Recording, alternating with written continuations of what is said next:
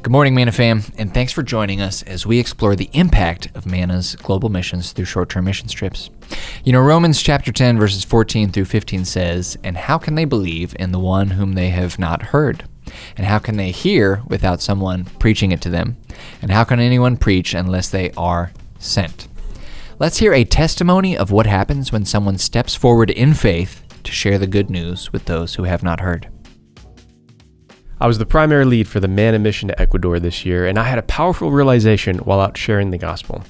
And a fun note before I share that, in addition to our team from the Fayetteville Fort Liberty region, we were blessed to have a contingent from Manna Fort and Leonard Wood. It was truly a cooperation across the military highway. And together, we were going house to house, giving away free water filters out to a community in the highlands of Ecuador. And as we shared that gift, we also shared with them the gospel. What was really interesting is that we ran into a lot of professing Christians, but they had never heard the gospel before. They believed in Jesus, they believed in the Bible, but they didn't have saving knowledge of the truth.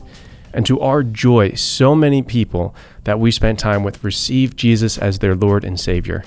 It was as if there was all this low-hanging fruit that was ripe for the picking, but it still had to be plucked. It reminds me of Romans 10:14 through 15. How can they believe in the one whom they've not heard? And how can they hear without someone preaching to them?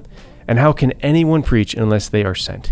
As it is written, how beautiful are the feet of those who bring good news. The good news of Jesus is that he has made a way for us, and that gift is free. But in order to receive that gift, they still have to hear about it.